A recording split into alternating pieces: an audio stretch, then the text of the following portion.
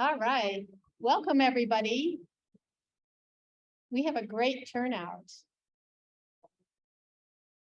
So my name is Betsy Rubner. I'm the president of the board. As I was telling somebody, it's kind of a sticky position. I've been president of the board since 2019, when we had the first meeting that I was sort of in charge of was 2019. We did it at Novo. So some of you were probably there, and so you would know me. And those of you who weren't, now you do. So the way this is going to go is we're going to spend the first 15 minutes or less talking about neighborhood business. I'm just going to give you some updates, and we have to vote in the board. And I'll introduce board members. I don't know who's here and who's not, but I'll do that. And then we will have a presentation from the CROs if they're here. If not, I didn't see them. I don't think they snuck around, but I know they're going to be here. So, and if the CROs come a little bit later, then we'll have a presentation from our city council representatives too. It's a big deal. And then third, we will have Jane Donovan, who is going to tell us, she's going to talk more about the trash recycling and compost program that's coming up next year. So let's get started. I'm going to call the meeting to order. We have a jam-packed meeting. There's a lot of stuff to do. I am streaming. I showed it to you, I think, before, but I'm going to do it again. Wave, everybody. They're required to be muted, so they can't say anything. But the first thing I'm going to do is introduce the board. I think I'm going to turn this around while I do that. This will be fun. I don't know if this works. Can you see us? Okay. I would like to introduce you to the board, to the people that are here. So I know that Ann Atkinson is here. Would you like stand up? Just stand up and wave. She's our vice president. Our secretary back in her office is Casey Westlake. And so Ann lives on Franklin, Casey lives on Lafayette. Our treasurer sadly cannot be here. Unfortunately, he's in Italy. And then we have representatives from the various streets. And Patricia Peterson lives in the 400 block of Marion. And sadly, she can't be here because she's in Italy. There's kind of a theme going. I wish I was sort of over there, but no, I like being here. Lauren Nichols is in the 500 block of Marion. Robin is in here. Robin Beckhardt is on Lafayette, and she is in the mountains, so she's here. John Angelo is standing in the back. He's on 5th and Lafayette. Stockton Baker, where's Stockton? Stockton is over here. He's in the 400 block of Humboldt. Lisa McLaughlin is right there. She's in the 500 block of Humboldt. We have Charlotte Ward is over there, and she's in the 500 block of Franklin. Michelle Steed is right there. She's in the 500 block of Gilpin. Natasha Keeler is not here. And Alyssa Lau is in the 500 block of Williams. And Lydia Igren is in the 400 block of High. So we're looking to add more members. You'll notice a couple of those blocks aren't covered. So we're looking for the 400 block of Williams and the 500 block of High. And okay. And then anybody else who wants to join the board. Oh, who did I miss? Oh, Nicole, I didn't see you. Oh, I'm sorry. Nicole Nice is in the 400 block of Lafayette. Sorry, like snuck in there and I didn't see you. So if you're interested in being on the board, because we actually do have fun. We don't meet that often. We meet once a quarter, and when we do, we have a nice conversation and drink some wine, and it's fun. And we plan things. So I want to kind of give you an idea of what we've done this year. And first of all, I want to let you know that we have a neighborhood book club. And the neighborhood book club is going strong. We've been reading really interesting books. We got a really good one coming up this October, and we have the author of the book coming. So if you're interested, just let us know after the meeting and we'll put you on the list. I wanted to talk about communications. So how many of you found out about this meeting through our signs? A few people. Okay. Some of our signs got stolen. Can you believe that? You put yours in the trash? Can we get, is it gone? Oh, good. Okay. So, all right. So that one is in the trash. That's all right. We also did flyers. How many of you came because of a flyer? Good. And then we also have an email list. How many of you got emails? Okay, so I'm glad we did all three. So there's, just so you know, we have a website and it's drivingpark.org. We also have an email address, which is drivingpark.org@gmail.com. And so if you have questions, send it there, but I have to be honest, I don't check that email quite as often as I probably should. Dues. Thank you all who paid dues.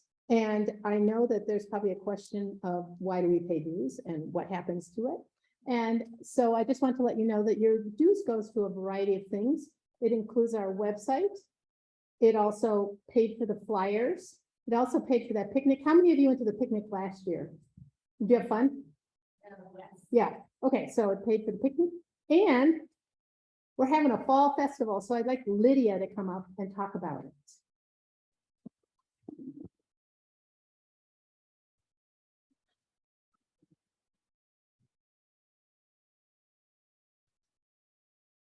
So we had such a good time at the barbecue that we did a couple summers ago, and we didn't do anything this summer. We thought, well, how can we get everybody together? Part of our mission is to do community outreach, kind of community engagement, make sure that we're all know who each other is. We can recognize our neighbors and just say hi to each other. We know each other. So we're going to do a fall festival. It's going to be really low key, but a lot of fun. The homeowners that live adjacent to the 4th Avenue Parkway have again graciously agreed to let us use that space and kind of bombard their area on the 22nd of October. So Saturday from 3 to 5 on the 22nd of October, we're going to just have a casual fun time. It'll be time if you have little ones, they can come dressed in their Halloween costume because we know how they love to do that. It's another opportunity for them to do that. We'll have some light snacks and hors d'oeuvres. We'll have some hot chocolate, maybe some apple cider. We'll have some games. So it's just a couple of hours for you to come and meet and greet and talk with your neighbors, have some fun, play some games, cornhole and the like. So more information will be coming out. We'll have different signs. It'll have more information out there. It's from 3 to 5 p.m. Saturday, October 22nd at the 4th Avenue Parkway. And we'll send out emails. Yeah, emails, flyers, and we'll have more yard signs out there for more information as reminders. And what else? So my question to you is, what else would you like to see? In the last couple of years, we had Zoom, so we did polls, but we had lots of ideas. And so some of our ideas is a virtual speaking program to get a more in-depth detail on the trash program or emergency planning. We could also do, in addition to organizing our fall festival, we could do get-togethers, either happy hour or coffee hour, maybe at Novo or someplace that's nearby. And we're thinking about doing food drive. So lots of ideas. So if you have ideas, please let us know. What I'm going to do is send out an email when this is all over, because we will upload the video. And so I will send an email out, and if you want to, and with a link to a questionnaire that you can add your ideas and tell us what you're interested in. So now it's time to vote for the 2023 board. Our current board, I'm so thankful, has agreed to stay on. So the 2022 board will become the 2023 board once we've approved them. And one of the reasons you pay dues is so that you can be a member of our neighborhood as well as live in it. And members are required to vote in the new board. So I will entertain a motion to approve the new board. Yes.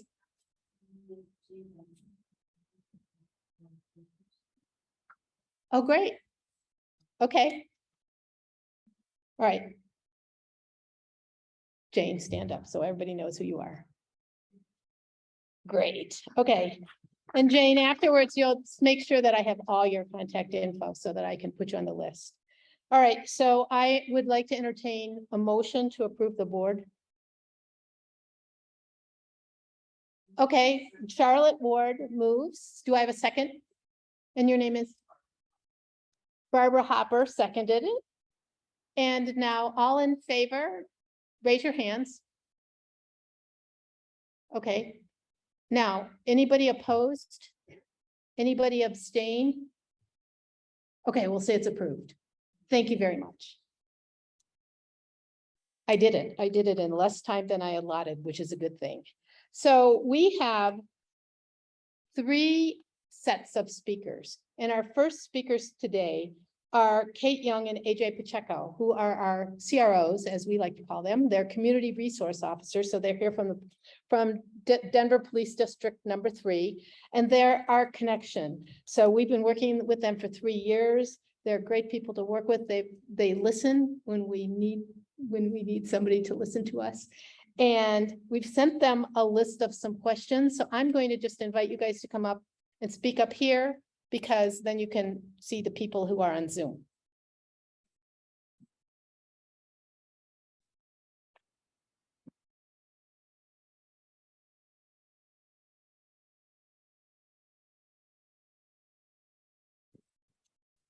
All right, I'm Officer Kate Young, And I'm Officer Antonio Pacheco. Everyone just calls me AJ. unless we're mad at him, then he's definitely Antonio. So we were sent the series of questions. We picked a couple that we thought we could get through without having to stand up here like a couple of auctioneers just rattling off information. So we'll just get right into it. The first question we chose is, what are the most common crime issues reported, such as car theft, house break-ins, and to what degree are those preventable? So as you guys know, you guys are in the Country Club neighborhood on the RNO map. So we looked at Country Club, and then we looked specifically at Historic Driving Park. So Driving Park, year to date, theft for motor vehicle, you've had 8. Last year you had 10, so you're actually down. Whereas Country Club had 34 for the year, down 5. What we saw when we looked that up, we did have a couple of parts from motor vehicle, which included license plates, 1 catalytic converter, a car mounted bike rack, and sports equipment. And then the rest was the stuff we normally see. Items left in cars, valuables, and that's real valuables and perceived valuables, something that maybe you left in your car, you know there's nothing in it, but the bad guy thinks it's like a bag full of cash. Let's see. Another thing that we did see was the garage door openers. So, and we're seeing that everywhere. So if you have those old school garage door clickers, please take them out of your car. What we're seeing is, might not be necessarily in front of your house, but maybe at the grocery store, they see those clickers, they grab it, and then they try to see if you have your registration that has your address on it in your glove box, and then they try to find your house that way. You get 2 forms of registration. One does not have your address on it. One does. Keep the one without your address on it in your car. The other one put somewhere safe. All right, so your next closest stat was auto theft. So that's, they're actually stealing a car. So Driving Park had 5 year to date, down from 13 last year this time. Country Club total had 27, and they're down 1. They had 28 last year. So what we saw, we actually had some pretty cool things happen as far as auto thefts go. So we had a Ford Bronco that was stolen. It was recovered with the GPS assist. And then we actually had 2 other cars that were not only recovered with GPS, but they actually recovered them with people inside of them. So those people were arrested, which we'd love to see. We did have 1 attempt on a car, and then we did have 1 car that was in our top 10 that was stolen. It's a Hyundai Santa Fe. All but that last car have since been recovered because that one's pretty fresh. Burglaries, you guys are also looking great. You have had 1 commercial burglary, 3 residential. So that's compared to last year, you didn't have any commercial, and last year you had 7 residential. So As far as commercial, it was a lockbox, like those realtor style lock boxes, and we're seeing that everywhere. We actually partnered with the Broadway merchants to have all of them remove those lock boxes because they pry them open. So if you have those on your business, please take them off. Residential, we did, almost all of them were garage related. So we had a window broken on a detached garage, an unlocked pedestrian door, and then we did have an attempt on a rear house door. They actually used a brick that was part of the landscaping to break a window and try the door handle, and they were unsuccessful, luckily. And then, let's see, larceny, it's kind of a catch-all for theft and stuff like that. Hard to look up what they actually put into those reports. But anyway, you guys are showing 7, but you're down 5 year to date. You actually had 13 last year. The only ones I could find, you've had 2 thefts year to date and 6 last year. So they were almost all, the ones last year, it was a variety of things. This year, it was a bike in a backyard and items from a garage. With that, I'll take it over to Adrian. All right, well, I'll take question number 2 here. So this question it goes hand in hand with what Kate covered. It's what should we be doing more of to protect ourselves, locking doors, windows, security cameras, all that, right? I find that sometimes when we do these things, we are saying the same thing over and over again. Hey, lock your doors, take valuables out of your cars, right? And I feel like sometimes when we tell you guys that, you guys kind of feel like, hey, why do they keep telling me the same thing? It's not that you guys are doing it, it's the people around the neighborhood that aren't coming to these things. So with that being said, what I'd like to encourage you guys to do is get involved. Get involved with one another, get involved in your neighborhood. And we have different events that you guys can come to as well. We have neighborhood watch. We have a neighborhood watch training tomorrow. And it's not like what you think it would be on TV where everyone's wearing sashes and berets and we got fanny packs. I mean, Unless you guys want that, we could probably arrange it. we could find some fanny packs, but it's not that. It's we're really trying to concentrate on people's actions and not so much people themselves. So in that training, we go over how to call police. So many people will tell Kate and I, hey, I've called so many times and the police never show up. Well, what happens most of the time is people will call the police and they won't ask for contact, which takes all of the power as police officers that we have away. When we don't have a victim, we don't have anyone to contact. We just know that there was a crime. Someone might have been a victim of a crime, but we have no idea who that is. So we want to encourage you guys to, when you call, say, yes, I do want contact. And if you don't get contact, that's when you call Kate and I and follow up with us the next day, and we will make sure you get contact. Our CAB meetings, we do them once a month. Our next CAB meeting is October 4th. They're usually at 6 p.m.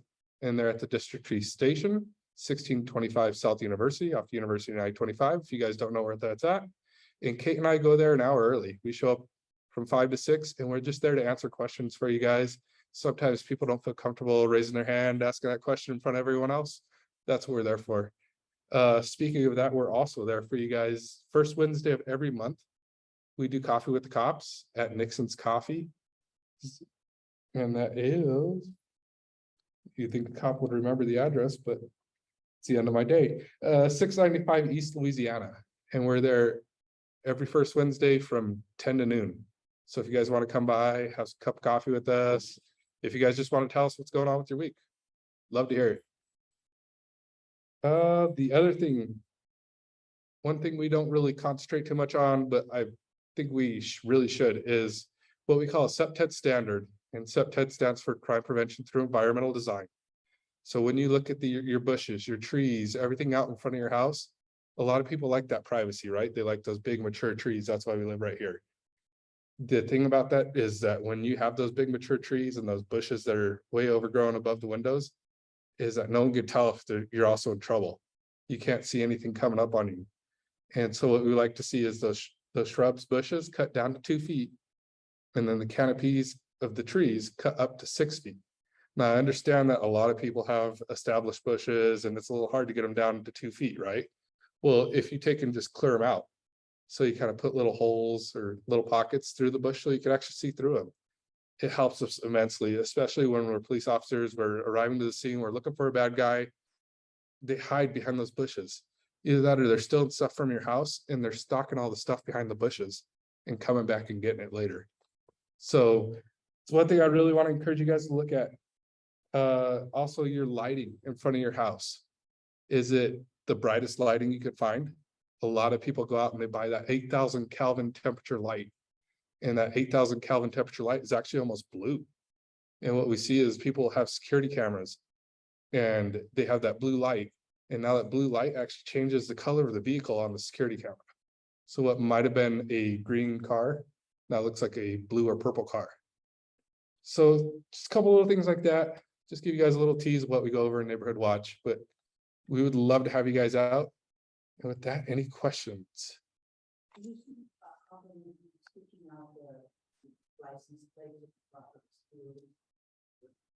Yeah, so we still. Yeah, absolutely. We do have those anti-theft license plate screws. You can come by the station any day of the week. There's usually a clerk there from 7 in the morning till 7 at night. The only thing is that sometimes they're injured, so they can't exactly go out there and change them out for you. But if not, they can give you the tools to do it.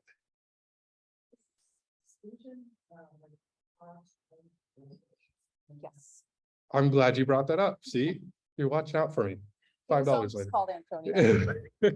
So we can't do Volvos, we can't do Minis, BMW, and Tesla. It's just they use a different kind of system. They don't use an actual screw. So we do have the Tesla, Volvo, Mini, and BMW. See, I swear I'm gonna go get some coffee to make the drive home.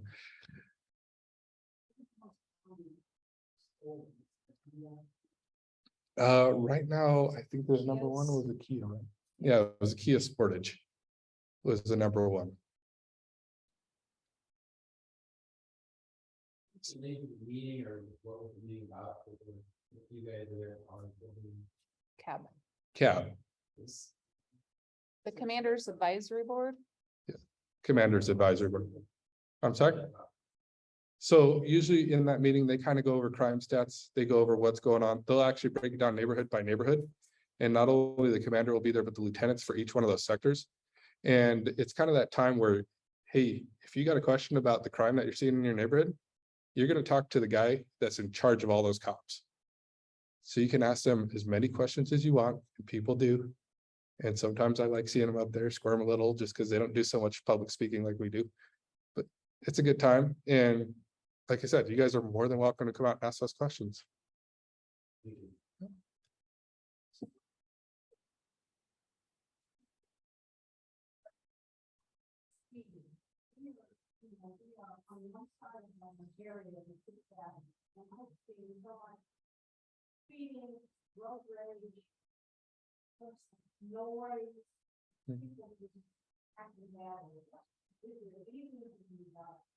Yeah. So usually is what we do is when we get that speeding complaint, we have these temporary speed signs that we can put out that collect all the data. So they'll know exactly how many cars went by. They'll know exactly what the speed was when they were initially, like, the speed camera first caught them. And it shows us how much they slowed down when the speed sign actually goes on. And people are always like, oh, well, of course that always works because the sign's there and it's showing you the speed, right? What we usually do is kind of in that last week that it's up, sometimes we'll put them in the stealth mode. So, and we always get phone calls on this. They're like, the speed sign's not working. Well, what we do is we take away the fact that it's showing speed. So we're really getting that true and honest, like, hey, these guys are flying through here at this time of the day. We know exactly what time they're going through there. We know exactly what day of the week this is happening. And then what we do is we give that over to our traffic guys. And those guys that you see ride motorcycles that love writing tickets, they would write a ticket to their own mom. And they go out there and they handle it according to those stats.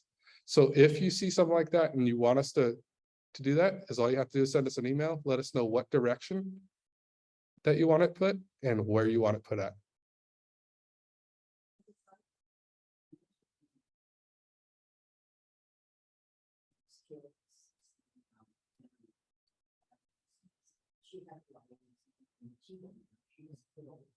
And her daughter Tracy is still recovering, but she's coming along well. It's been almost a year ago.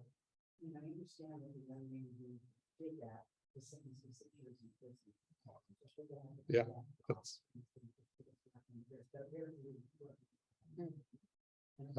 very happy to see, so she's a lovely lady. She was over the related. Oh, She, over the years, Max, and she was very involved in that. And she was we had got probably related to that. And so she was always walking the golden retriever around the neighborhood. So we missed her.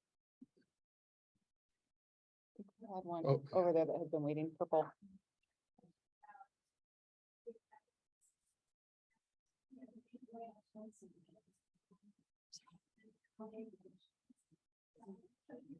so.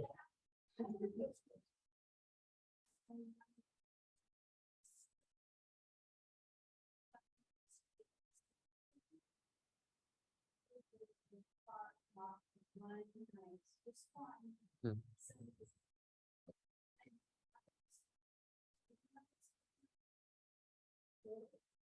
So your question was about the effectiveness of security cameras.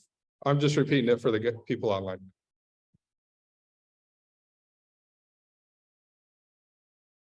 Yep. So your question was about the effectiveness of security cameras and what's really going on at night that we may not know, right? Okay. So as far as security cameras go, they are great for collecting evidence afterwards. I mean, putting all the security cameras around your place is not going to stop someone. We do realize that. But it's great for collecting that evidence, and it's great to let us know what's going on at night around us, around you. So what we do as the police department is we partner with Neighbors by Ring. And if you guys are posting on there and saying, hey, look, and you don't need a Ring camera to do this, you can use any camera system and post on this, and it's totally free. It's Neighbors by Ring app. And you guys can post on there, and Kate and I can see that what's going on. If you guys are like, hey, there's a guy just wandering through the alley, he's checking car doors.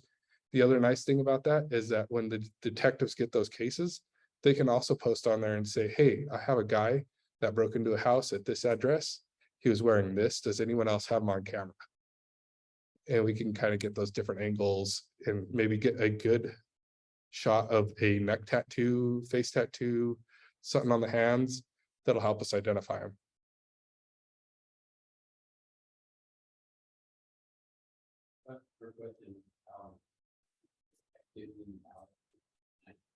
Alleys are always a challenge.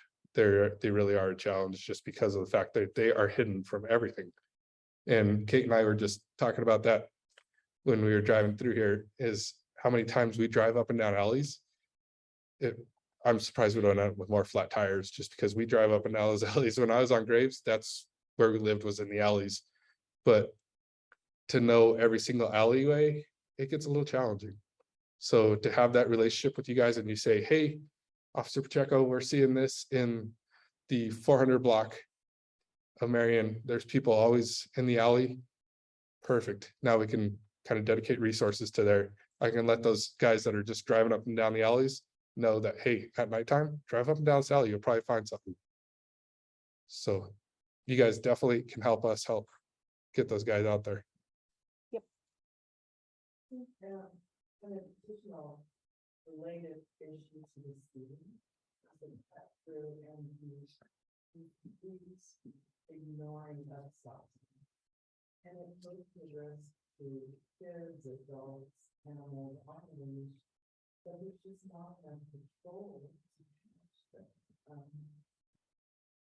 I just wonder, is there a way to have some kind of rotating, like every other week, you set up fourth and race, because that place it hooks through people who belong to that. There are names and fourth and fifth. Just I don't know if you guys bring a lot of revenue to the city. So like everybody, we have those staffing challenges, right? I think the meeting that the chiefs just had, we're down 240 officers. So promising that we can be there every week or every other week is tough, especially because we have one traffic unit that's dedicated for the whole city. We used to have a person that was dedicated to 3, but because of staffing, she was moved back to the detail. So if you're seeing like, hey, at these times of days at this intersection, this is what we're seeing. If you email that to us, then we can get it to traffic and then they can go there during those times when they can. I know they have a lot on their plates because they get requests like that constantly. But the more information you can get us, the more likely they are to get over there. And if they are successful, because we don't want to send them over there at noon if it's happening at 8 o'clock. Then they won't get anything and then they'll be like, well, this is not a thing. But if they get over there and they're like, oh yeah, people are running this, then they'll make it a follow-up area.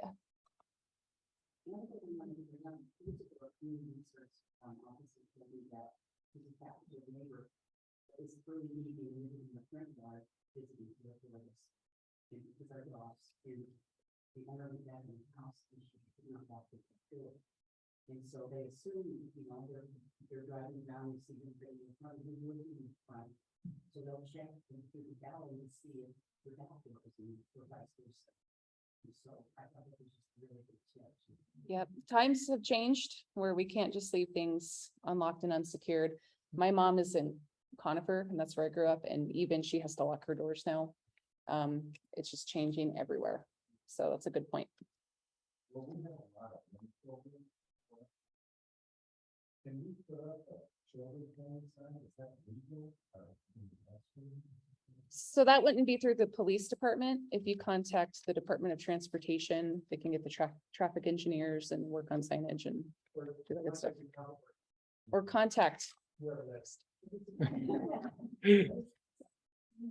Is it, so they were asking about the traffic sign, the slow down for children playing signs. So one last question.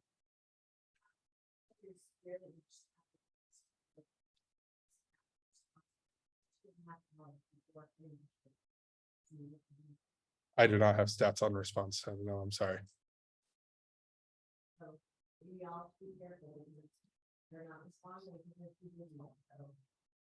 And it kind of depends on what's happening in the queue. If there's like an injury accident on the highway, that takes a lot of resources, or something involving a weapon, they take a lot of resources.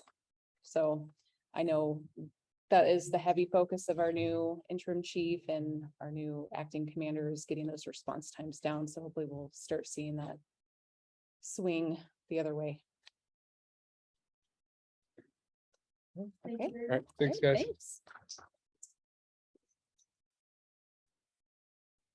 And I just want to point out that they say, email us, and you might wonder how you would do that.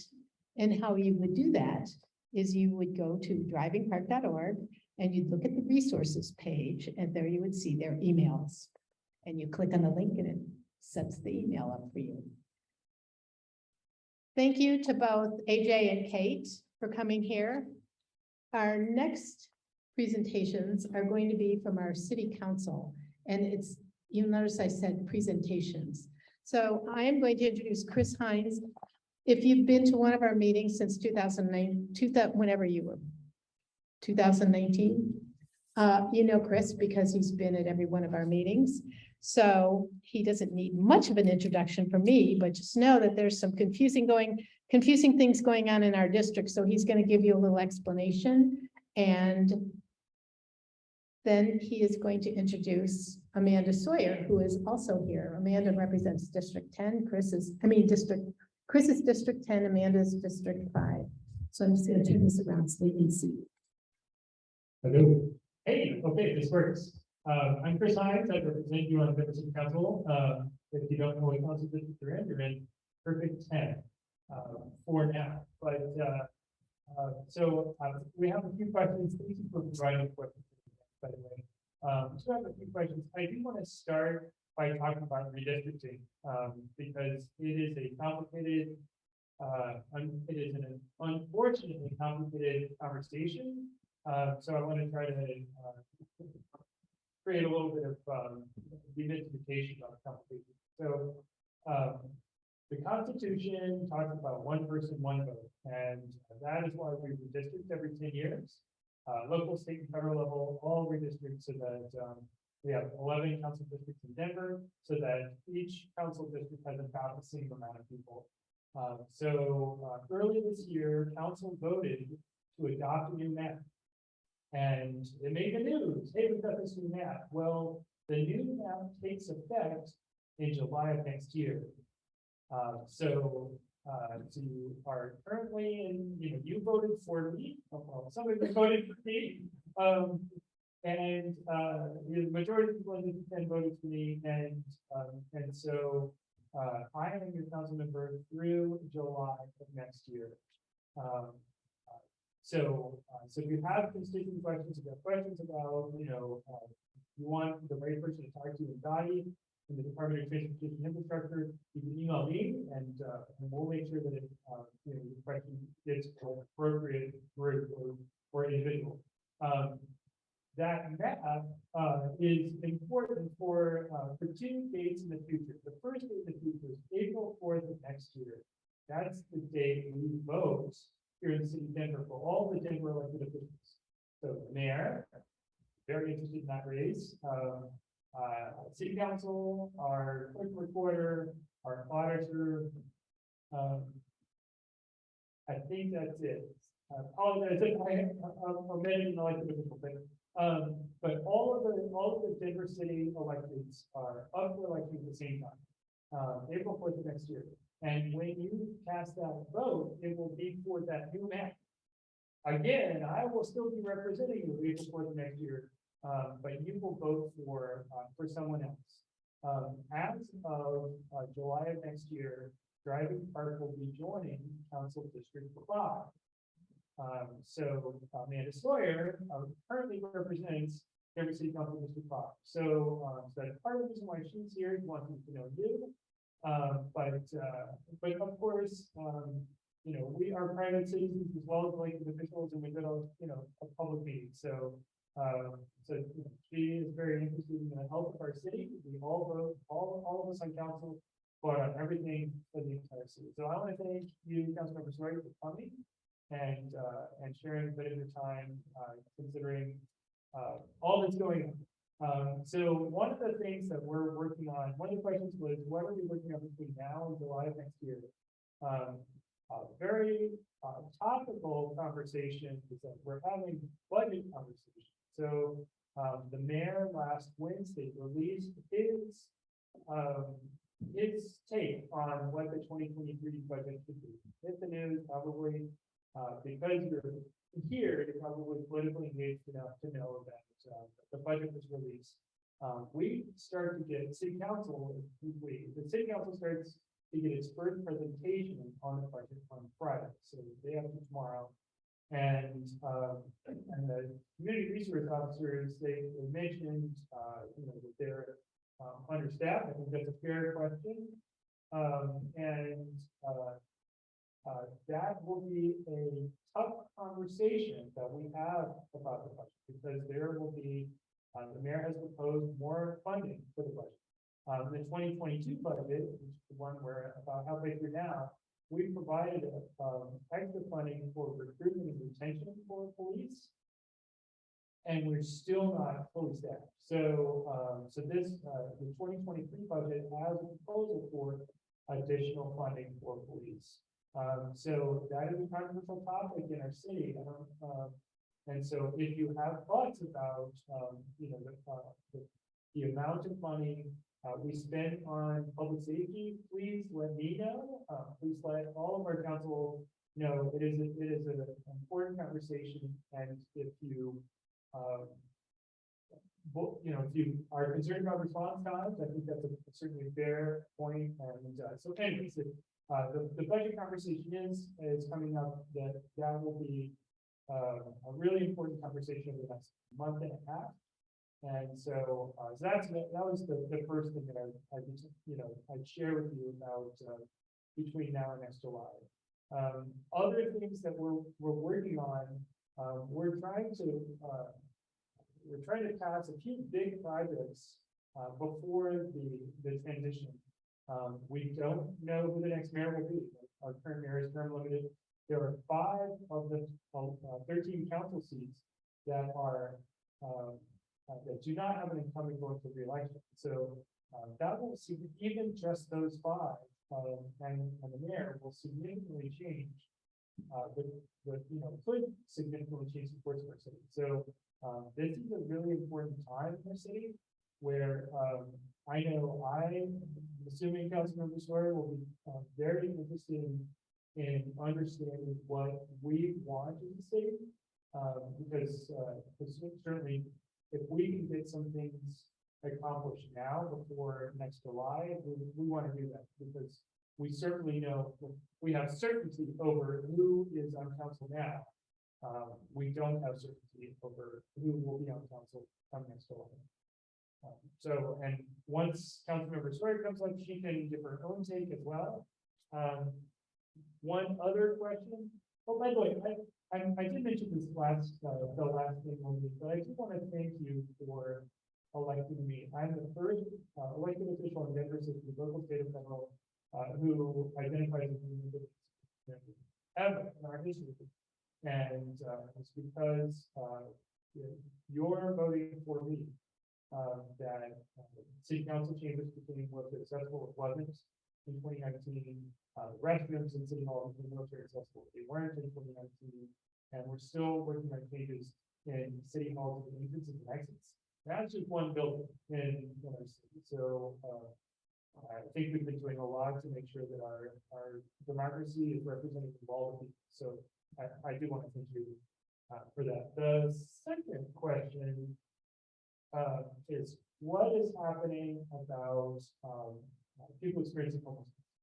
So in District 10, I would say the top three issues are the tents, not even homelessness, but specifically the tents, and not housing, which is, one of the homelessness, the tents. Second is crime. Certainly heard a bunch of crime questions a minute ago. And third is affordable. And that's my take. Maybe I have a different take, but certainly it is my job to listen to the people in this weekend. I just last Wednesday and Thursday working in the city of Houston. I'm originally from rural East Texas anyway, so it's kind of fun to go back home for business trip or here home.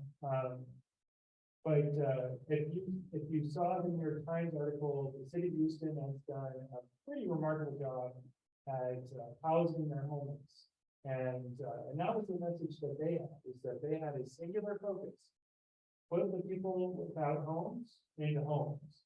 And so there are short, medium, long-term solutions that we can do.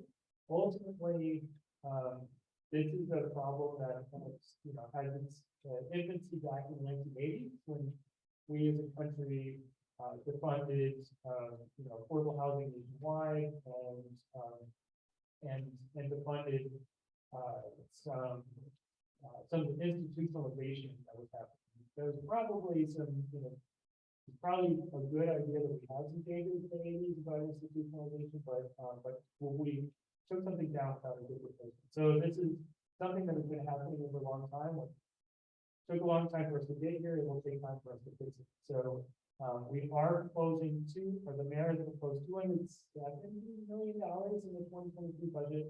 Is that 270? I think is the answer or the number for housing and homelessness. So one of the things I would suggest is the best way to put people without homes into homes is to make sure that we have homes. And so I recognize that we don't want the tents. We also don't want development, just in general. In some ways, we have to pick one. And if we don't want people in tents, we have to make sure that there are homes. So I know that doesn't make as much sense in a Pittsburgh to have 80-story buildings. But in Golden Triangle, there's also there are a lot of new buildings going up. I mean, there are 30-story buildings that are about to break ground. There are 20-story buildings, and almost all of them are houses. So we're working as a city to do the housing portion. We're also, the legislative branch makes legislation. The executive branch executes that legislation. We are pushing the mayor's office as much as we can to have laws in the books about the camping ban. We're not so much, I'm personally not as much interested in enforcing the camping ban, but we have people who are living on our streets in tents that are there with urine and feces and needles and propane tanks that explode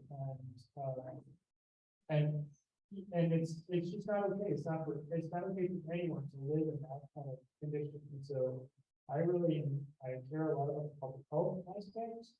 And it's not okay for anyone to live housed around house, in situations like that, or adjacent to situations like that. So, I have continued to create more community where there hasn't been. Like, by the way, the DPHD neighborhood watch is the best in the city. But I am also, with my office, creating additional neighborhood watches. Golden Triangle hasn't had a single tent for greater than 48 hours in the last 9 months. And it's because the community came together and there's an email thread that as soon as someone shows up with a tent in Golden Triangle, we alert the mayor's office, and the mayor's office sends supports and services. Some are city, some are faith-based nonprofits, some are just nonprofits. So some people don't trust the government, but we send non-government folks out there too. So the sooner we know that there are people in tents on our streets, the sooner we can tell the mayor's office and the folks that are doing outreach to make sure that they get the services they need. And that has been very successful in Golden Triangle. I've been working on that in the Uptown neighborhood, the North Upper Hill, and they're starting to see success as well. And the third neighborhood that I'm working on is Capitol Hill, and that's probably the toughest neighborhood because there are people there that are the most sympathetic to our unhoused, because they can see themselves just a couple weeks from being unhoused themselves. So, but I see in the last 2 years that people are becoming fatigued with the tents continuing to be on our streets. So we're getting more support for neighborhood watches to get people out and connect people with services as quickly as possible.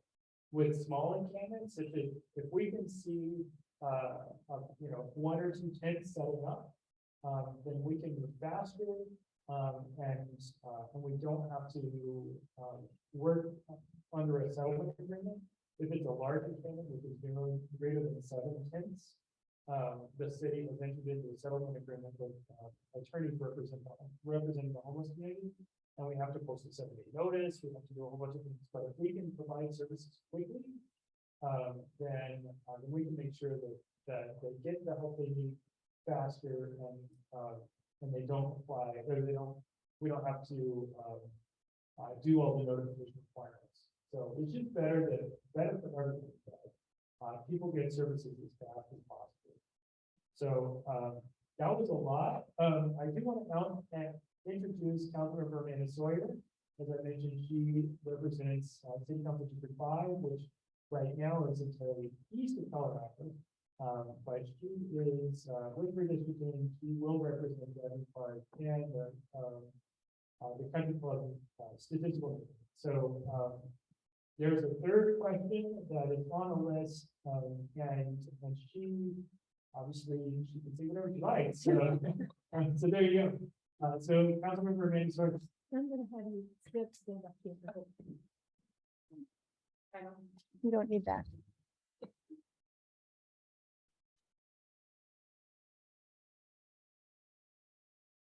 Hi, how are you?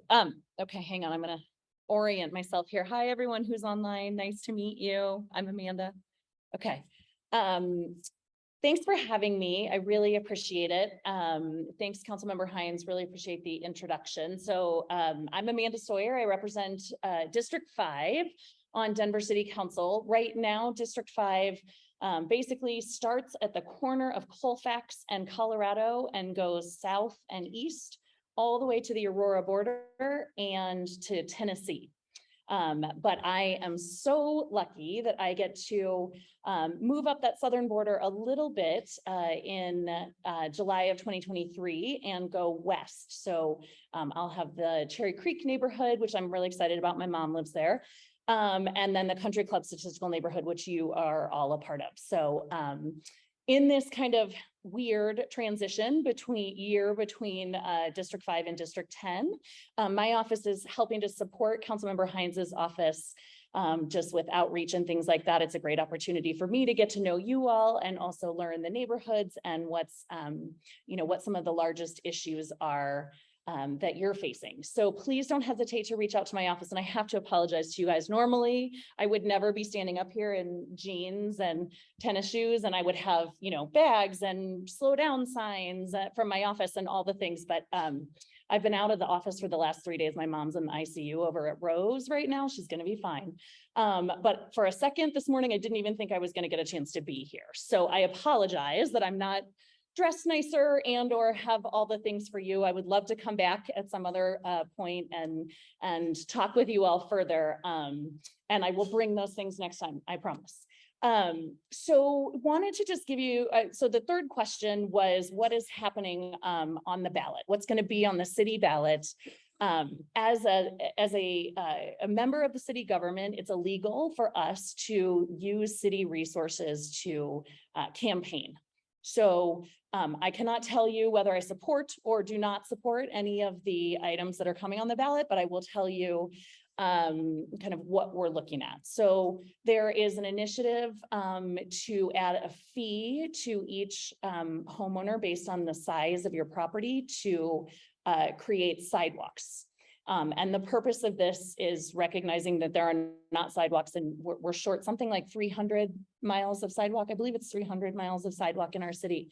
Our Department of Transportation and Infrastructure has a plan in place. As best estimates are, that plan, it'll take us 120 years to build out all of those sidewalks.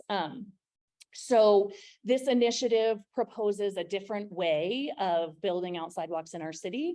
I will leave it to you to read our blue book to support it or not support it. One of the other things that's coming on the ballot is some retention questions. So to the climate tax 2A and the tax for homelessness 2B that were approved by the voters in 2020, I believe. Yes, it was November of 2020. The way Tabor works, Tabor's Taxpayer Bill of Rights is state law. The way it works is you have to provide an estimate. The government has to provide an estimate of what taxes will be collected. If we collect more than that, it has to go to the ballot, and the residents have to say, yes, you may retain that additional extra, or no, you may not retain that additional extra.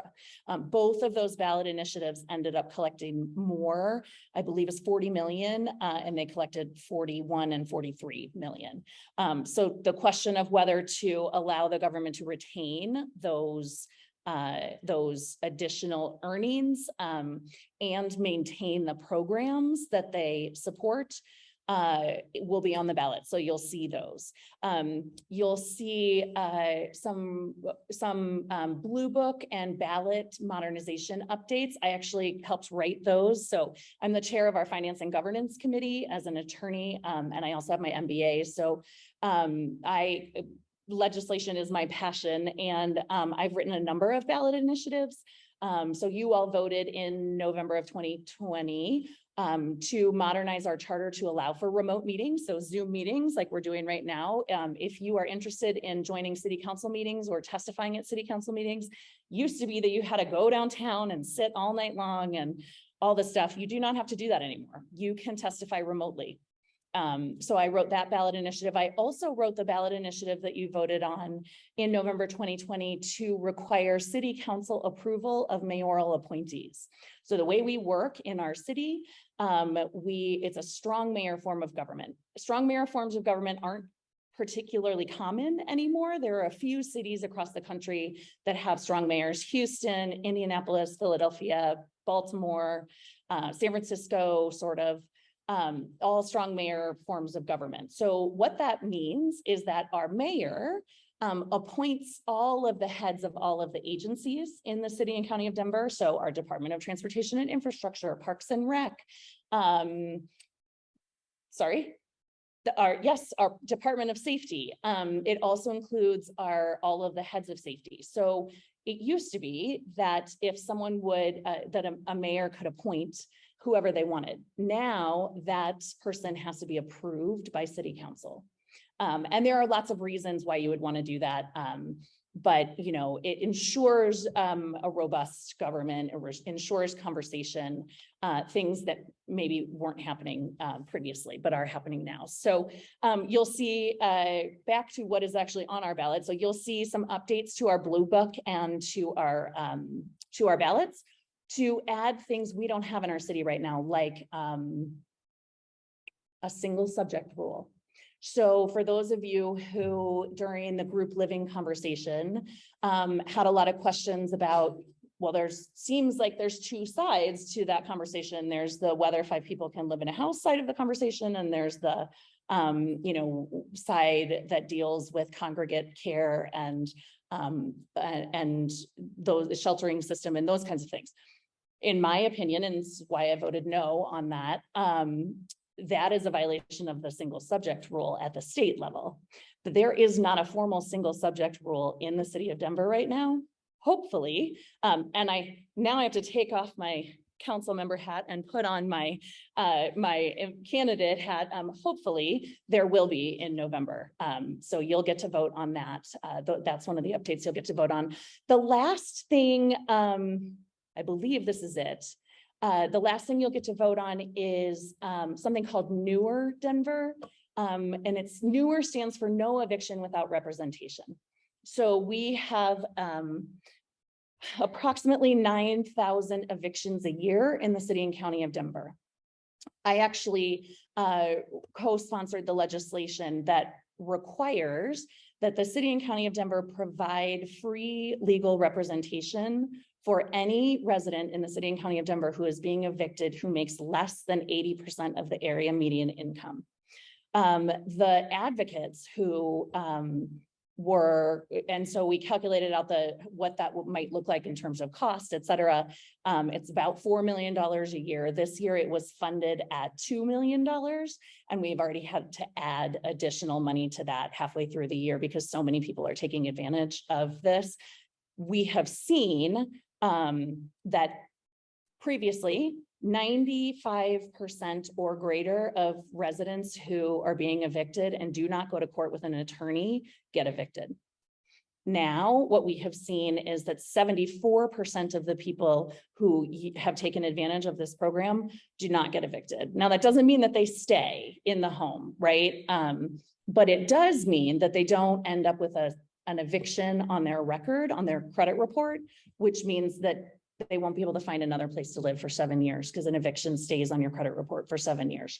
Now, the proponents of the Newer initiative they would like more than that. They would like for anyone who's being evicted, 100% of people who are being evicted in the city and county of Denver to be able to access free legal representation. I don't know, I will not say whether I support that or not, but that is going to be one of the other questions on the ballot.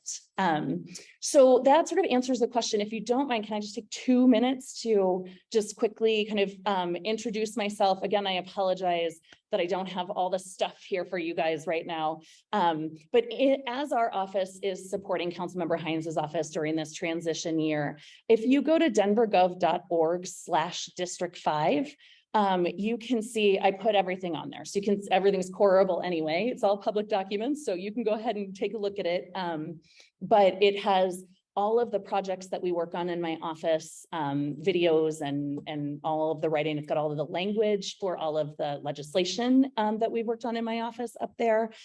We do annual Parks Cleanup Day twice a year. The next one's October 2nd. So if you go on there, you can find the link and sign up. Our newsletter that we put out monthly on the 15th of the month has a 53% average month-over-month open rate. And that tells me 2 things. Number one, tells me that it's well targeted to people who are interested in reading what we are sending. And number 2, it tells me that we are providing good information. So on denvergov.org/district5, right there at the top, you can click the button, sign up for our newsletter. I urge you to do that. And that also has all of our contact information. I do office hours every week, almost every week. Next week, budget week, I won't be doing office hours, but 20-minute appointments. We can meet in person, we can meet online, whatever's, best for you. Happy to do that and to talk through any of the questions that you've got. So I hope that you'll give me the opportunity to come back and chat with you a little bit more.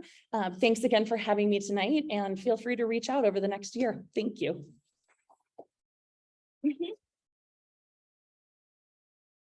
We'll invite the CROs and Amanda and Chris to our fall festival. So you can come and bring those things then. Okay. Thank you both. I know you're going to be leaving, so, and you can stay or, but thank you for coming. And hope your mom's okay. All right. Now I'd like to invite our final speaker to come up. It's Jane Donovan, and she's from the Department of Transportation and Infrastructure.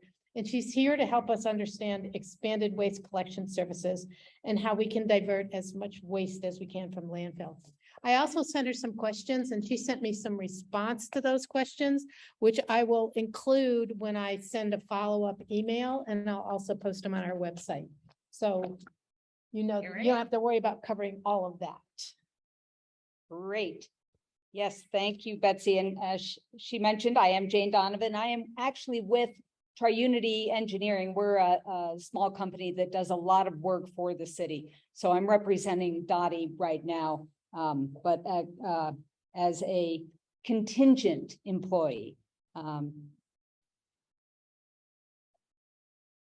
Normally, I would do a PowerPoint just so I don't miss anything that I really want to make sure you see. But because we're not set up for that, I just want to make sure I don't forget to tell you something. So what happened at the end of June was that the council folks did pass the ordinance, which will now require us to pay a fee for all of the solid waste services that you receive.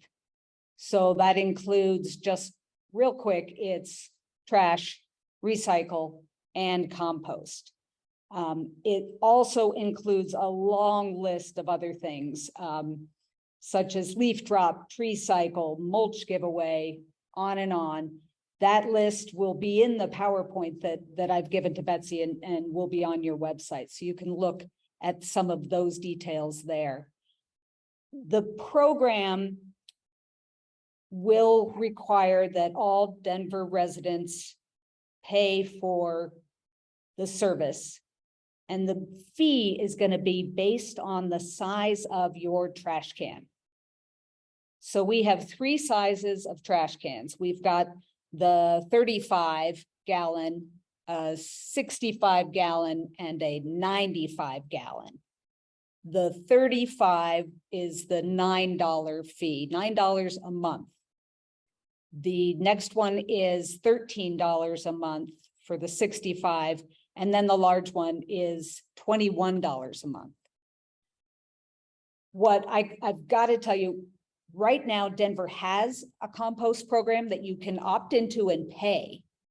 That's going to go away because everybody's going to get compost. So I signed up for this 2 years ago. My husband was not for this. He was not thinking this was a good idea. We're going to pay $10 a month for what? And we started doing it, and we no longer were creating trash. And that's why the city is doing this program. We discovered that the majority of what's in a big trash can, 25% of that is recyclables, 25% is trash, and 50% of what you're putting in your trash can is compostable. Who knew? The one thing I didn't realize is all your yard waste goes in there. All the, anything you do in the yard that you want out, put it in there. The leaves, the tree trimmings, the grass clippings. It blew me away, and it blew him away, and it made him a supporter. And if you knew my husband, you would be amazed by this story. So those are really the giant important things that I had to tell you about this program, just looking real quick. The other big thing that we've done, that we stood up with this program that you don't see in anybody else's waste service fees, is the affordability program. this affordability program is really neato in that it's so simple to sign up for. And if you are, let's see, if you are 30% of AMI, you can get 100% instant rebate. Area median income. So if, and I can't even think of what the numbers are, what that equates to, what the area median income is. But basically, if you're in a situation where this $9 to $21 a month is just not going to work, you sign up for the program. It's already up and running. You can go ahead and sign up. We already have over 300 folks have signed up and have been accepted. And the way that program works, they're never going to have to shell out the money and then later get a check. It's an instant rebate. And that, again, is sort of part of what all this fee is going to be paying for. It's that up until now, Denver handled all the billing, all the invoicing for compost by a spreadsheet.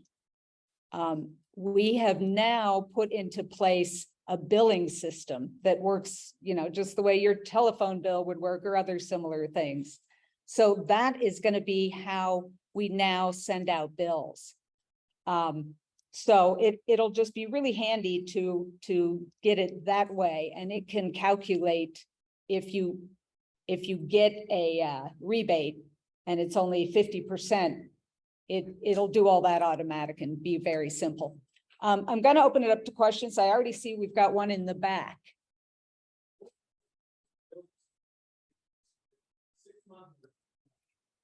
It is a quarterly bill.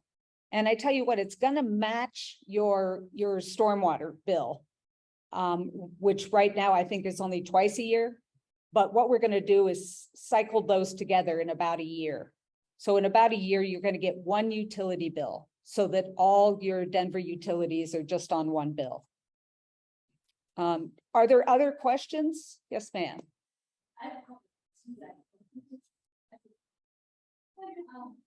So right now, I have all bills. Mhm. How will you know what size I have to bill me? And how will I Yep. So the first part was, how do we know? We've already done the audit, actually. So we have collected all that information. And again, we're starting this automated process. I know you have two, and I know one's 95 and the other one's at 65. And then if I want to make it great. The other thing we've set up is the online service. So starting in November, you'll be able to go in and do all that, ask for all of those things online. So if you want to change out your size. I'm sorry? That's not very nice. Yeah, we do have problems with contamination. Yeah. Yeah. You'd be surprised at how few people actually do that. What we do see is a lot of contamination. Mm-hmm. They shouldn't. Mm-hmm. One thing we ask is that you don't leave your bins out in public right of way. So we do ask that you pull them in. I lived in this neighborhood for a while and there was very little room. I ended up just creating a space inside and redid my fencing so I could handle it. Yes. I'm not sure it's really a question, but a little bit of a comment. I see that so many people don't necessarily know how to properly recycle. Yes. So kind of what happens in the program. Yes. That comes along with that, so that we don't spoil. So we think you're doing compost correctly. You bet. But all of a sudden you think that was Yes, that is another part of what we are standing up as a very elaborate education program. And the way we're handling it, since we don't have the staff to go door to door, we've actually hired community-based organizations to do that work for us. So we're educating them and then sending them out to educate in a door-to-door fashion. We've got a giant education plan, which if you'd like to see it, there's an access to that online. But you'll start seeing things like people like me showing up at these kind of meetings to tell you about it. But definitely with the education plan, if you want, at the end, we've started the videos.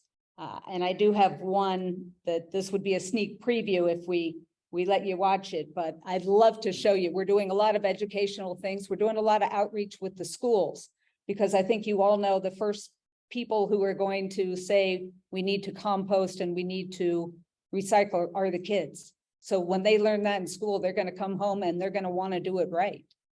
There is the game online. Have you ever seen that at the Denver website? Where you can play the game and figure out, does it go in the trash? Does it go in recycled? Does it go into compost? Yes, ma'am. I'm just curious, can you this limit the space in all the alleys? Mhm. All the space? Mhm. Is it possible to the two neighbors who are not on the street? Yep. And Mhm. is it possible for us to share? You can. Yes. Yes, you can. And the way you can also opt out of compost. If you decide I'm not going to compost, that's silly. Well, if you did want to do that, you could do that, but you're still charged the same amount. So the minimum fee that you pay is going to be based on the size of the small can.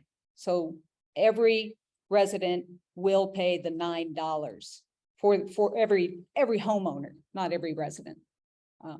Yes, sir. I'm still confused. So we pay $9 for small, and then for the recycle, we might pay $20. No. You just pay for the size of your trash can. That's if you have the small can. If you opt for a medium can, a trash can, a 65-gallon, then you'll pay $13 a month. And you get all three. Yes.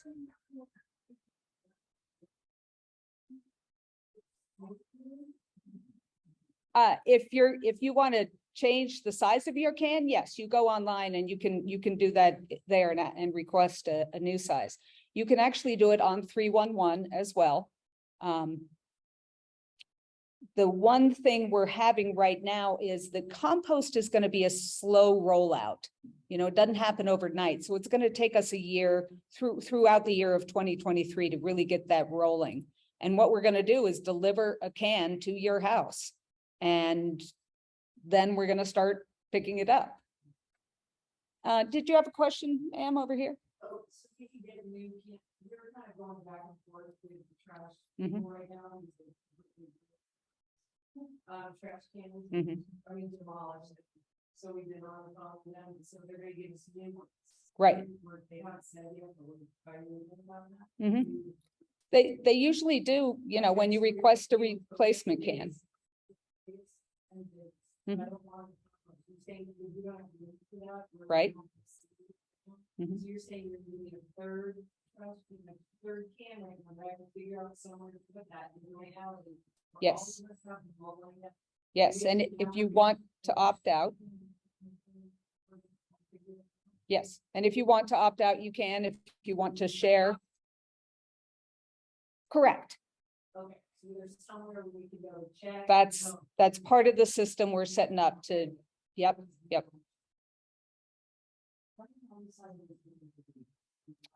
It is. So good point. She asked about recycling. How often is that? We're changing that to weekly recycling.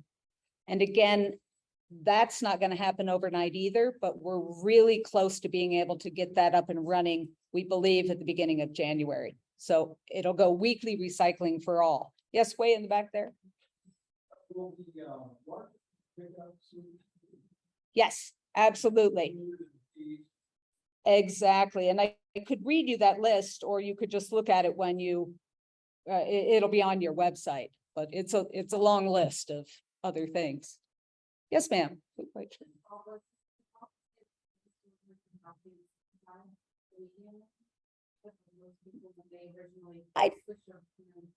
I do not know, but all trash cans are black, all recycle cans are purple, and all, yeah. You know, the small, you will know, small is very small. Yeah. One more question? Sir, right there.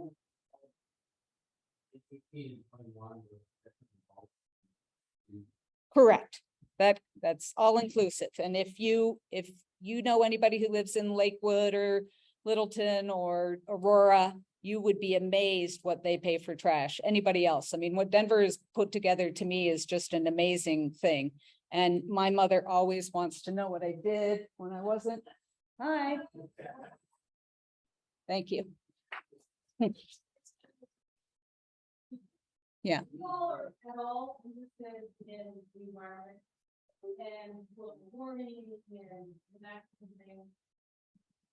I think one of the things that got us here was the fact that we throw so much things that could be actually composted into the trash and create nothing. It is a bigger contributing factor to our global warming than environment. So I would encourage you, if you could, you don't have room for it, you can a neighbor and go in together and learn compost. Because you can make out 25-30% of the net that's going in. So Thank you for that. It's so true. Yeah. Thank you, Jane. So I like to finish on time, and we're 3 minutes over right now, but I have some final comments. First, I want to thank the Community Church of Christ and Pastor Monica. I don't know how you say Monica's last name, Argosinger. Anyways, she's in the back, so thank her when we leave because we had this nice space and the good projection of the sound system. Thank you to each of our speakers. Thank you, Chris, for coming. We appreciate that. And we won't see you next year regardless of the election, unless you want to just come back. No, but our next meeting won't be for a year. So, and we will invite them all to the picnic. Yes.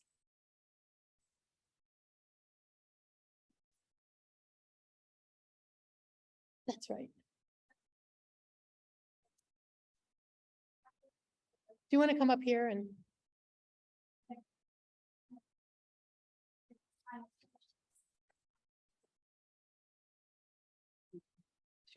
I own Joy Wine and Spirits at 6th and Marion. It's been there since 1963. And just to let you know, there are 3 ballot initiatives that are state initiatives this fall that will be regarding liquor law.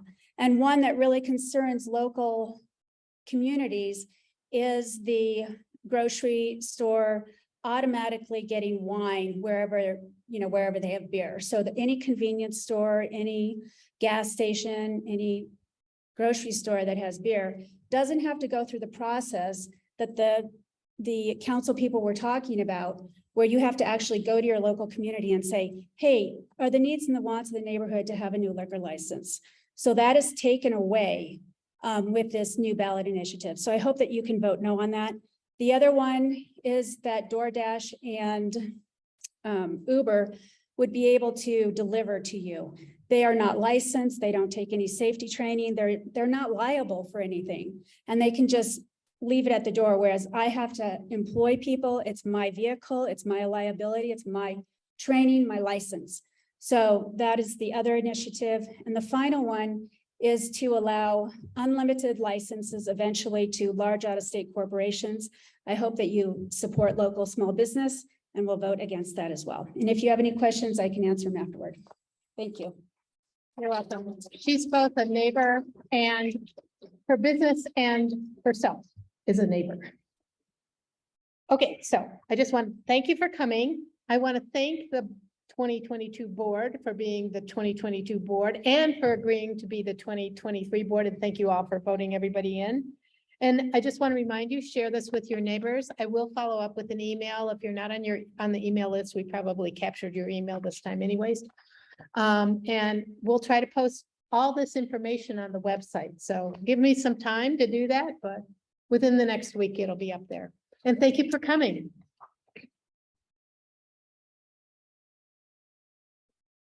And thank you all you guys. So I'm gonna end the meeting now. Thanks for coming and hopefully this was helpful and you'll let me know how the experience was.